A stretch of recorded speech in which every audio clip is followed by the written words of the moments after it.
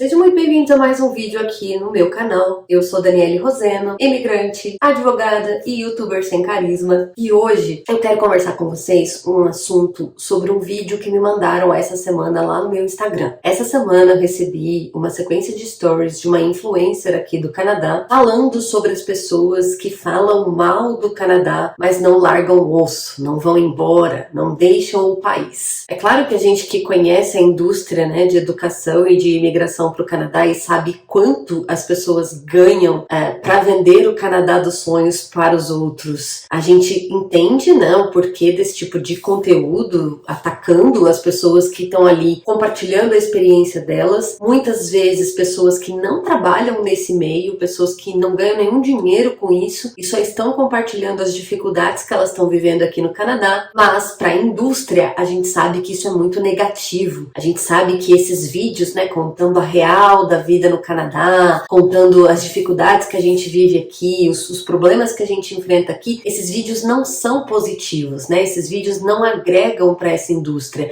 Esses vídeos fazem com que essas pessoas percam clientes. Então, o vídeo que eu recebi é de uma influencer que trabalha, pelo que eu entendi, Eu não acompanho essa pessoa. Acho que eu até hoje vi muito por cima coisas sobre elas, geralmente coisas que as pessoas me mandam. Mas assim, eu confesso que não é uma pessoa que eu acompanho. Então, não vou nem entrar muito nessa questão para não ser injusta. Mas a sequência que me mandaram essa semana era explicitamente dela debochando das pessoas que fazem vídeo falando mal do Canadá, mas não saem do Canadá. E aí hoje eu quero conversar com vocês sobre esse assunto, do porquê afinal as pessoas falam mal do Canadá, mas não vão embora. Por que elas reclamam tanto do Canadá e não voltam para o Brasil? Se você mora no Canadá e você tem questões, você tem críticas, você tem reclamações a respeito da vida aqui, você provavelmente já deve ter ouvido alguém te mandando voltar para o Brasil, ou pior, deve ter se esquivado de dar a sua opinião ou de expor a sua opinião, porque você sabe que vai sofrer retaliação, já que aparentemente é proibido falar mal do Canadá. Afinal de contas, tem tanta gente querendo vir morar aqui e você que mora aqui, ingrato, está reclamando de barriga cheia. É muito comum a gente ouvir, a gente vai fazer qualquer reclamação, vai falar qualquer coisa, então volta pro Brasil, tá reclamando, por que não volta pro Brasil? Mas foi pro Canadá que não sei o que lá, porque no Brasil isso é muito pior, porque no Brasil tudo é muito pior, porque isso aí no Brasil, nossa, custa 10 vezes mais. Mas estão esfaqueando as pessoas aí, imagina que no Brasil esfaqueia muito mais, morre muito mais pessoas. Então assim, existe esse duelo, existe essa competição para ver quem tá melhor, quem tá pior. Eu particularmente acho que isso deve ser uma coisa de brasileiro, porque as pessoas de outras nacionalidades que eu conheço, inclusive os canadenses, acreditem, os canadenses também falam mal do Canadá.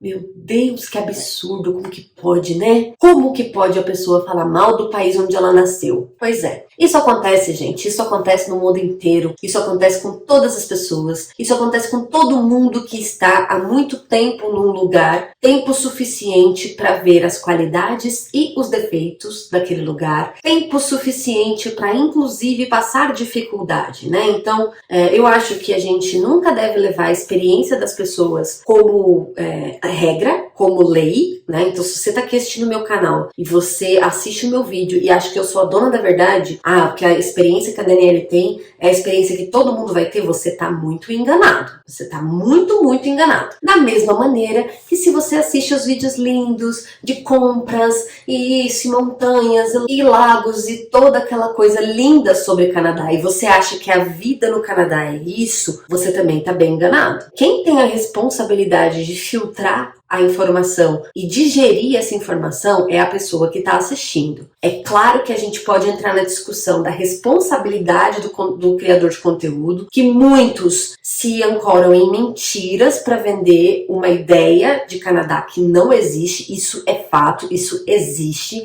isso acontece. A pessoa tá ali passando perrengue na vida real, mas na internet ela posta que a vida dela é incrível. A vida dela é incrível, olha o carro que eu comprei, olha o apartamento que eu aluguei, olha isso, olha o meu celular, porque no Brasil eu nunca teria isso. Enfim, A gente vai encontrar de tudo aí nessa salada que é o YouTube, né? A vida de imigrante, o pessoal compartilhando. Agora, no vídeo de hoje, a gente vai focar em responder a pergunta dessa influencer, né? Por que as pessoas, afinal, falam mal do Canadá, mas elas não voltam para o Brasil? E eu quero entrar no tema, gente, falando sobre as expectativas, tá? Por quê? Porque eu acho importante a gente sopesar o que, de fato, está envolvido dentro de um plano de imigração. Quando a gente está no Brasil, planejando mudar de país, a gente faz sacrifícios descomunais. A não ser que você seja muito rico, a não ser que você tenha dinheiro, né, que você viva de renda, que você seja herdeiro, sei lá, que você tenha muita grana. Se você é uma pessoa normal, uma pessoa classe média ali, né, que está trabalhando, batalhando para conquistar, você vai ter que fazer sacrifícios descomunais. Você vai investir muito dinheiro, você vai investir muito tempo, você vai investir muito esforço no seu plano de imigração. E é muito complicado a gente ignorar isso e simplesmente reduzir a experiência negativa com o Canadá a o binômio, né? Ah, não tá feliz, volta pro Brasil. Como se fosse fácil. Ah, veio pra cá, não gostou? Faz as malas e vai embora. Mas peraí, vai embora pra onde? Né? Muitas vezes as pessoas venderam os imóveis para vir para cá. Gente, eu trabalho com isso há 10 anos. Há 10 anos quase eu acompanho a vida de imigrantes. Eu trabalho, eu ajudo os imigrantes a virem para cá. E eu vejo pessoas que vendem absolutamente tudo. A pessoa vende... É o que eu recomendo? Não, não é o que eu recomendo, mas eu vejo isso na prática. Então assim, não dá para você reduzir a experiência, né? Não dá para você reduzir essa questão a um simples volta para o Brasil. Porque muita gente não tem para onde voltar. Muitas pessoas, para realizarem o sonho de vir morar no Canadá, venderam absolutamente tudo. Casa, carro, bens materiais, retiraram todos os investimentos que tinham, toda a poupança que guardaram por anos. Eu conheço pessoas que economizaram por 5, 10 anos para conseguirem vir para cá. Então, como que você vira para essa pessoa e diz para ela, volta pro Brasil? Você que passou aqui os últimos anos fazendo um monte de vídeos sobre como o Canadá é perfeito, como o Canadá é muito superior ao Brasil, como o Canadá é incrível, como a vida no Canadá é muito melhor, né? Como você que largou tudo no Brasil não se arrepende. Gente, chega a ser criminoso isso, sabe? Já passou ali a linha da falta de empatia. Isso pra mim chega a ser criminoso, né? Porque você passa ali anos fazendo aquelas propagandas todas, que muitas vezes não condizem com a realidade, e aí quando a pessoa chega e fala, putz, o mercado de trabalho tá muito difícil, eu achei que seria mais fácil, né? Afinal todo mundo faz vídeo falando, consegui emprego em uma semana, consegui emprego em 2 dias, consegui emprego em 1 mês, e a pessoa tá ali às vezes há meses, né? Meses tentando conseguir um trabalho. Aqui, pessoal, é muito comum que os processos seletivos levem meses para serem concluídos. Você aplique uma vaga hoje e seja chamado para entrevista daqui a 3 meses. Isso acontece aqui. E não é de hoje. Não é a situação da pandemia, do pós-pandemia. Não, isso acontece desde sempre. Ninguém fala sobre a necessidade da experiência canadense, sobre como o canadense, ele opta, né, claramente por empregar ou um canadense ou um residente permanente, quando, né, ele pode, ou sobre como eles exigem que você tenha dezenas de qualificações, muitas vezes para fazer um trabalho braçal, para fazer um trabalho entry level, de salário mínimo. Entende? O quanto o mercado de trabalho se aproveita de profissionais extremamente qualificados que vêm para cá como estudantes internacionais, porque esse foi o caminho que encontraram para vir, mas não deixam de ser profissionais qualificados, para pagar menos. Eu vejo muito isso, especialmente na área da saúde. Minha irmã enfermeira está aqui com 10 anos de carreira, não sei quantas pós-graduações, e chegou aqui e teve que começar trabalhando de cuidadora. Salário mínimo.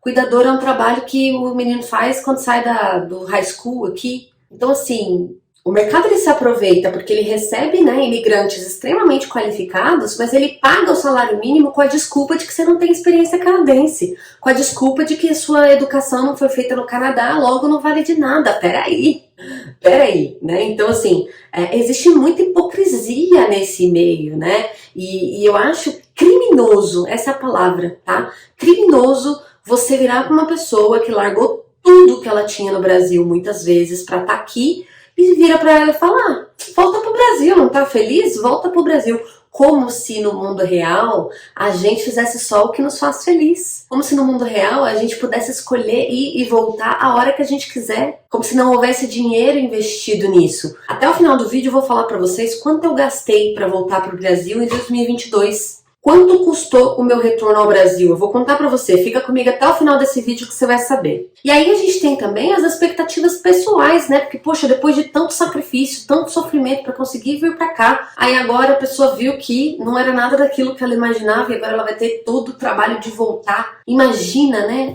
A frustração, a questão psicológica disso. Gente, é um impacto gigante na vida da pessoa. Não é assim... Vou mudar de bairro. Você tá mudando de país, você tá deixando sua carreira. Imagina quantas pessoas... Eu trabalhei com profissionais muito qualificados, profissionais muito bem colocados no Brasil, gerentes, diretores, pessoas que ganhavam 30, 40, 50 mil por mês. Você imagina virar pra essa pessoa e falar, então, volta pra lá. Tudo bem que ela ainda é capaz de voltar e ficar bem colocada, porque tem um bom background. Mas não é assim. A pessoa abriu mão de muita coisa pra estar aqui. Tem ainda a questão também dos filhos. O pessoal que vem com a família, traz criança, coloca a criança na escola, começa a passar um mega de um perrengue porque precisa, sem rede de apoio, né? Precisa ali dar conta de trabalho, college, educação dos filhos, leva o filho na escola, a escola tem um horário diferente, normalmente não é o mesmo horário do trabalho dos pais. Aí a criança fica doente, tem que ir pra casa, o pai e a mãe tem que faltar no trabalho, tem que faltar no college pra ficar com a criança. Gente... é extremamente pesado. Então não é uma coisa que dá simplesmente para você falar, então, estamos infelizes, vamos voltar pro Brasil amanhã. Né? Não casa, não funciona assim na vida real. E aí eu já vou entrar no tópico de quanto custa voltar para o Brasil para você ver que não é uma coisa simples, tá? Vamos lá, ponto número 1. Em 2022, se você não me acompanhava, eu vou te resumir aqui a história. Em 2022 eu decidi voltar para o Brasil. Eu já estava ensaiando isso desde 2019. Eu acho que a minha ilusão com o Canadá, ela caiu por terra quando eu me dei conta de que aqui eu não conseguiria comprar a casa dos meus sonhos, né? Eu tenho uma casa dos meus sonhos e em 2019 eu me dei conta de que isso não ia acontecer no Canadá. Para acontecer, eu teria que sacrificar toda a minha vida e a do meu marido, assumindo uma dívida altíssima, né? A gente tá falando aí de uma parcela de 7, 8 mil dólares por mês para ter ali uma casa mediana. Não é nem que eu tô falando de mansão, não, tô falando de uma casa mediana. Né? Aqui na região de British Columbia, você dificilmente vai conseguir comprar uma boa casa, uma casa aí de 4 quartos, né? Uma casa legal, igual aquelas que a gente vê nos filmes, né? Sem muro, jardim bonitinho e tal. Você não vai conseguir comprar isso por menos de 1.200.000. 1.200.000 eu tô falando de cidades pequenas, né? Não tô nem falando de Vancouver. Enfim, quando a gente se deu conta disso, a gente falou, ok, mesmo que a gente tivesse grana pra isso, não valeria a pena, porque realmente não vale, gente. Não vale a pena, tá? Pode ser a construção mais linda que você viu, com melhor acabamento, móveis incríveis, não vale 1.200.000. Então, ali em 2019 a minha ficha caiu pra isso. Eu lembro até hoje a conversa que eu tive com meu marido sobre isso e eu falei, nós não vamos conseguir, nós não vamos chegar nesse objetivo. E eu sou uma pessoa que eu sou movida ao objetivo. Então, assim, se eu vi que ali eu não vou chegar, eu não vejo sentido em continuar. Então, ali começou o meu desejo de ou voltar para o Brasil ou ir para outro lugar. Eu ainda não pensava em Estados Unidos, não estava pensando em Estados Unidos naquele momento. Eu achava Estados Unidos uma ideia muito, muito distante de poder acontecer, né, de realmente se tornar viável. E não, confesso que não era uma opção. A minha vontade mesmo era voltar pro Brasil. Na sequência a gente, né, teve o micróbio, aquela coisa toda, ficamos 2 anos dentro de casa, trancafiados, deprimindo. E aí, em 2022, quando as coisas melhoraram, a gente decidiu que íamos passar um tempo no Brasil e voltamos, né? Voltei ali no começo de 2022, dia 14 de abril de 2022, foi quando eu embarquei para o Brasil. Eu coloquei aqui para vocês, eu tenho uma lista de tudo que eu gastei, né? Porque eu sou essa pessoa, mas eu coloquei aqui de maneira resumida, tá bom? Só pra gente não alongar tanto esse vídeo aqui. Primeiros custos que nós tivemos, né, foram os custos com as passagens aéreas, incluindo a passagem do cachorro. Eu tive que levar meu cachorro, é um cachorro de 35 quilos, é um cachorro que não dava para ir no avião com a gente, ele tinha que ir no bagageiro. tem todo um processo que você tem que fazer e levar no veterinário, e documentação, e taxa, tudo. E somente de passagens aéreas nós gastamos 20 mil reais. Exatamente, 20 mil reais para fazer 4 viagens. Por quê? Porque eu fui e voltei algumas vezes, né? Como meu marido, ele trabalhava presencial para uma empresa aqui de BC, uma empresa do governo aqui de BC, ele não tinha autorização para trabalhar remoto. Então, a gente só poderia estar junto, né, morando de novo juntos, quando ele saísse dessa empresa e fosse trabalhar numa empresa 100% remoto, o que só aconteceu em outubro daquele ano.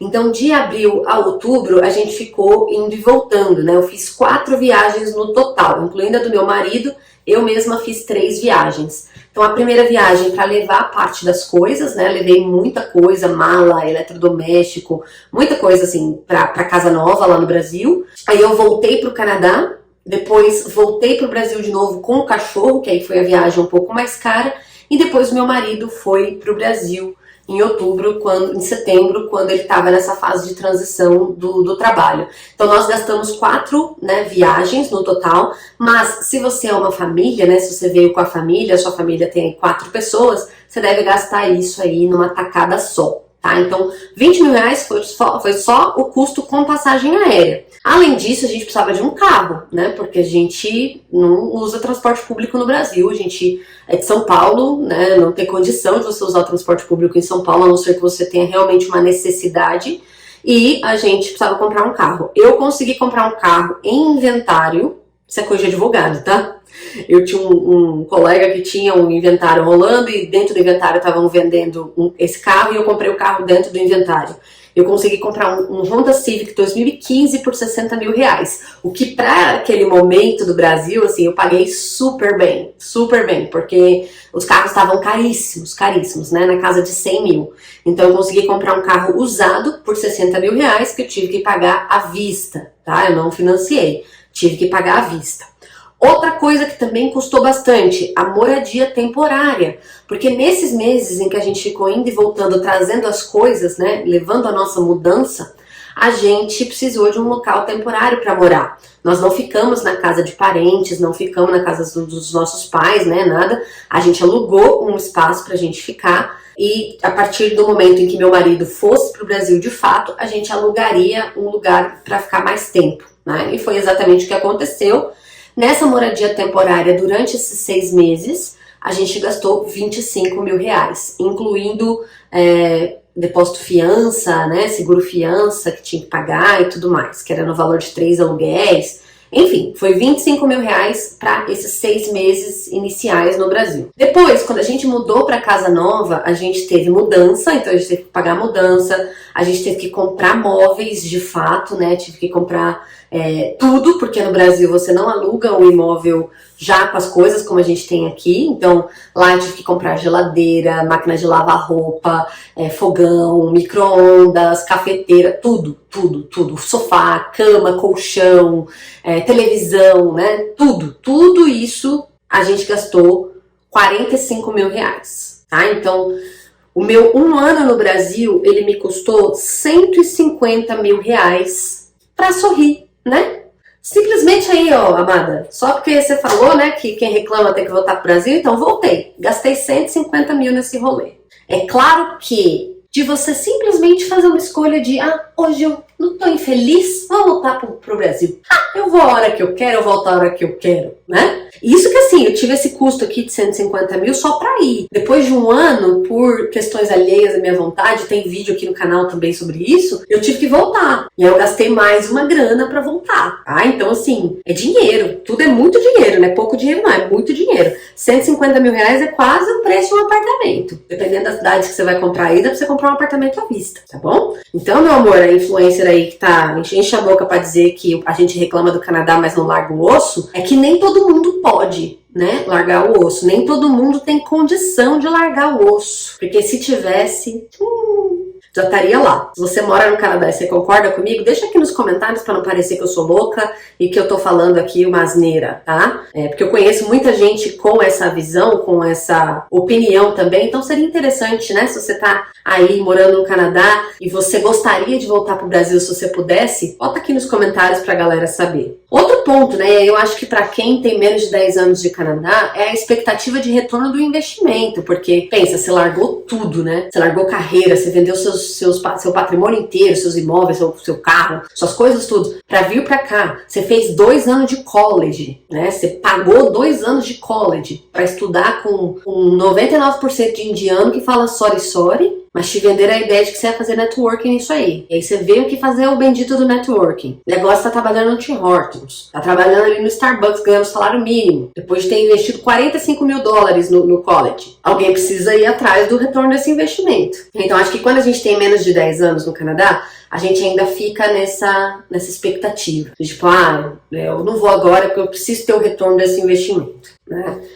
Eu, pelo menos, tinha essa percepção. Hoje eu entendo que eu já tenho o retorno desse investimento, né? Tanto pelos nossos salários, pelo valor da minha hora de trabalho, pelo patamar que nós chegamos nas nossas carreiras, no sentido de ter a liberdade de trabalhar remoto, de ganhar em dólar, mas morar no Brasil. Então, assim, hoje, depois de quase 10 anos, eu, Daniela, entendo que eu já tive esse retorno, né? Agora, eu entendo que quem tá aqui ainda batalhando se sinta revoltado, né, de ainda não ter tido retorno e não queira ir embora antes de ter esse retorno. Então, eu acho que isso é um ponto que tem que ser considerado também, tá? Depois, um outro ponto que eu coloquei aqui, o nosso último ponto, antes de eu concluir, é a sensação de não pertencimento, né? E eu senti um pouco disso na minha volta pro Brasil, porque apesar de eu querer muito voltar pro Brasil que eu tinha na minha cabeça, a realidade ela é diferente. E depois de tanto tempo fora, a gente percebe que a gente absorveu muito mais da cultura daquele país para onde a gente se mudou do que a gente imaginava ter absorvido, né? Então eu lembro que a gente voltou, mas a gente tinha ali, a gente teve muitas questões de adaptação nesse retorno ao Brasil, né? Eu acho que até a proximidade com a família foi um choque pra gente, porque a gente voltou e todo mundo tava vivendo sua vida normal, né? Nada tinha mudado, mas para nós tinha. Então a gente já não se via mais naquele ritmo de ver a família toda semana, porque a gente passou quase 10 anos sem ver a família toda semana. As cobranças para isso incomodavam um pouco. A questão de estar ali sempre fazendo as coisas, né? Sempre tem coisa para fazer quando você tá no Brasil. Eu lembro que no Ano Novo a gente passou em casa, eu e Bruno, e fazendo nada, como a gente passou nossos últimos 8 Réveillons. E isso para as pessoas foi um absurdo.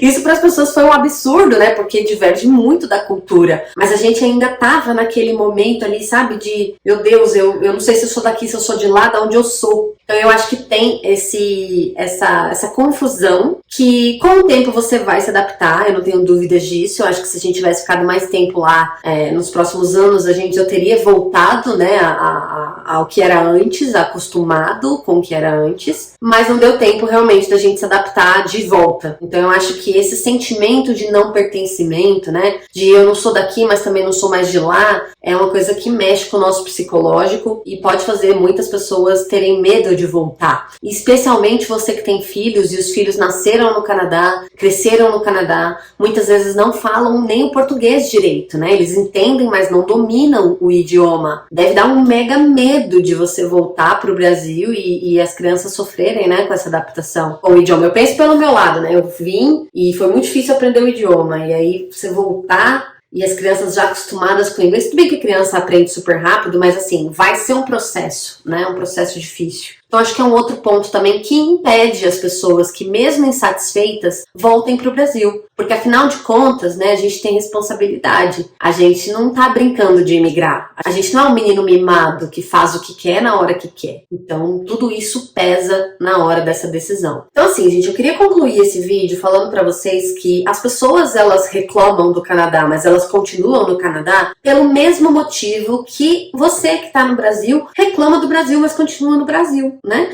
Às vezes você reclama do Brasil e seu sonho é morar nos Estados Unidos, mas você não vai por quê? Porque você não tem condição. Seja uma condição financeira, seja uma condição emocional naquele momento, você tem um parente que precisa de você, ou você tem um filho que tem necessidades especiais e aí precisa ficar onde você tá, ou porque, né, enfim, alguma coisa te impede de ir, ou você não consegue o visto, ou seu visto foi negado, ou você não tem condição, enfim, não fala o idioma, não tem condição de investir nisso agora. Isso acontece também do lado de cá. A gente tem que entender que por mais que nós sejamos imigrantes, quando a gente já está em outro país há muito tempo, há tanto tempo, a gente tem raízes ali. A gente tem família, a gente tem amigos, a gente tem imóvel, a gente tem trabalho, tem uma carreira que foi muito suada de construir. Então não é uma coisa simplesmente, tá insatisfeito, volta pro Brasil. Cansou do Canadá, volta pro Brasil, né? Vejam que depois de tudo isso que a gente falou aqui, é uma decisão que ela é cara, ela é custosa e não é só de dinheiro. É de tudo. Então, as pessoas, elas reclamam do Canadá, mas continuam no Canadá, na grande maioria das vezes, por falta de opção. Porque não tem como voltar, porque não tem para onde voltar, porque não tem dinheiro para voltar, ou porque não podem voltar, entende? Eu adoraria fazer minhas malas hoje e ir embora, mas eu não posso. Eu tenho uma série de questões aqui que eu preciso resolver. Eu estou em tratamento médico, eu tenho o meu imóvel que eu comprei, eu preciso morar nele por um determinado tempo que o governo exige, porque eu comprei esse imóvel com incentivo fiscal, então eu preciso cumprir essa regra. Então, assim, tem várias coisas, né? Não é simplesmente, eu tenho uma criança, eu tenho um cachorro, não é simplesmente faz as malas e vamos embora. Então, meu amor, eu quero te dizer que não está proibido falar mal do Canadá, não. Você pode falar. Se você mora aqui no Canadá, você tá aqui pagando esse rombo de imposto que a gente paga, né? 30, 40, 50% da renda fora o imposto de consumo, você tem todo o direito de falar mal, sim. Você tem todo o direito de dar a sua opinião, você tem todo o direito de não estar satisfeito com o que nós estamos vendo aqui. Porque este país está degringolando, sim. Esse país está indo por água abaixo. Gente, o Canadá que eu vim é totalmente diferente do Canadá que nós temos hoje. O Canadá de 10 anos atrás, ele era muito melhor. Eu não tenho dúvidas de falar sobre isso. Custo de vida era 1/3 do que a gente paga hoje. E os salários não triplicaram não em 10 anos. Né? Então, assim, temos problemas, moramos aqui, pagamos por esses problemas e temos direito, sim, de falar mal desses problemas. Não é porque você deixa de ganhar dinheiro vendendo intercâmbio, vendendo cursinho, vendendo visto para as pessoas, porque a gente fala a verdade, que a gente vai deixar de falar, né? Então, a resposta aí, pessoal, para essa pergunta é exatamente essa. As pessoas não voltam para o Brasil porque muitas vezes não dá. Não é possível, né? Eu espero que esse vídeo tenha esclarecido alguns pontos, sabe? Dessa hipocrisia que rola no YouTube, dessa galera que vende ilusão, né? E ganha muito dinheiro para vender essa ilusão para você e se acha dona da razão, se acha dona da verdade. Não, tá insatisfeito, volta pro Brasil. Quem dera, amada? Quem dera, né? Quem dera. Quem dera se todos pudessem mudar a hora que quiserem, a hora que desejam, da forma que acharem que é melhor. Infelizmente, essa não é a realidade da grande maioria das pessoas, nem no Brasil, nem no Canadá. Porque a gente sabe, né? Vocês estão aí ostentando essa vida maravilhosa, mas nas costas estão pegando comida no food bank, né? Então, é um exercício a se fazer. É algo a se pensar aí. Você que está consumindo conteúdo, tenha mais senso crítico. Preste mais atenção, né? No porquê que as pessoas estão falando o que elas estão falando. Por que as pessoas estão criando conteúdo daquela maneira, né? Sempre tão positiva, sempre maravilhosa, né? Essa vida incrível, só vejo o lado bom. Olho muito aberto. Preste muita atenção no tipo de gente pra quem você tá dando pau. Eu espero que vocês tenham gostado desse vídeo. A gente se fala no próximo vídeo. Não deixe de comentar, de se inscrever, de deixar o seu like, porque isso ajuda muito o canal. E o YouTube entrega, né, o nosso conteúdo para mais pessoas aí na plataforma. A gente se vê e um abraço. Até mais.